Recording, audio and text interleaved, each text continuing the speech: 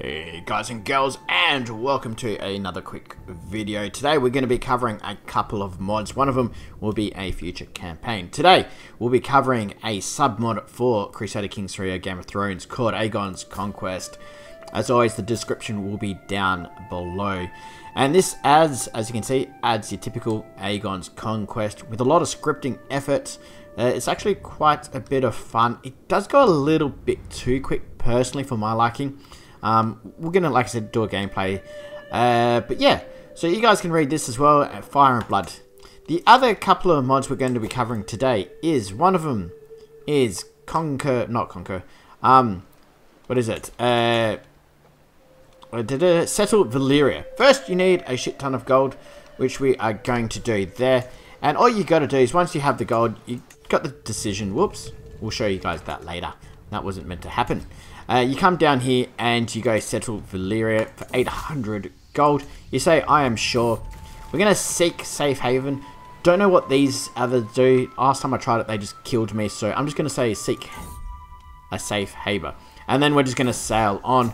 And we become, well, we gain access to a ruin here. And this will allow us to colonize pretty much old Valyria.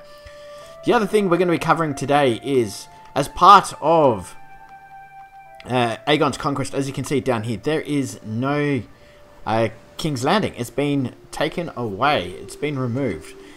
You can rebuild it as well. Not part of Aegon's Conquest. You do need another separate mod, which I can't remember the name of. But what it does is it fixes Harrenhal, so it's no longer destroyed. But the other thing is it adds the horn, a dragon horn, I believe, which means you can destroy the wall. The wall will no longer be there, which is, I think, really cool. And then that gave me an idea. If you can remove buildings like that, what, say, stops you from creating a wall or a building that looks like land that connects all these together? So it's just like an invisible barrier, really. So when you cross from here to here, which we're going to say, let's do that now. We're just going to raise local army here. But yeah, so when you cross over here, say it's like that.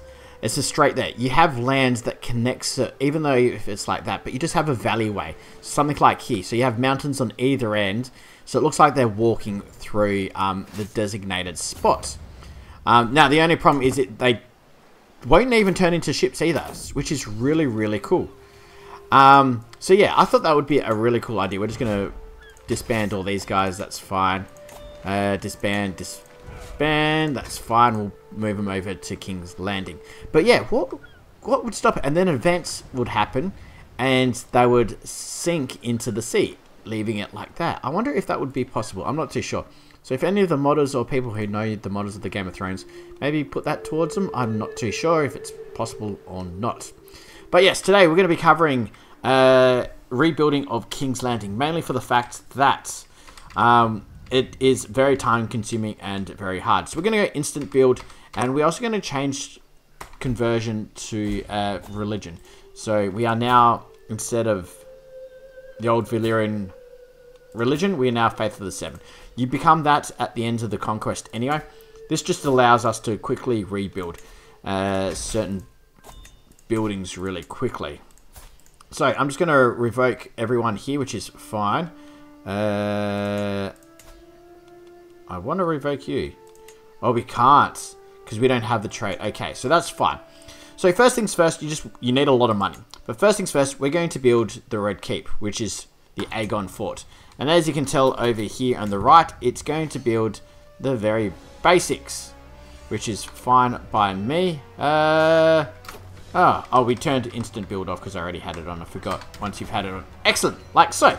So that's the first level. Now, if you wanted to go up to the next stage, you would have to build the gate, which you can't do unless you have Cobble Street. So we're going to actually take Cobble Street back. You can build it, but this will just allow us to... oh, he did not like that at all. This just allows us to build it a lot quicker. Now, of course, you don't have to if you don't want to. It's just going to be an empty block of land, and you won't be able to build the wall. So if you guys want to keep your castle or your main settlement on Dragonstone, you can do that. Just don't upgrade certain buildings, like, well, even this wouldn't be too bad as a basic castle.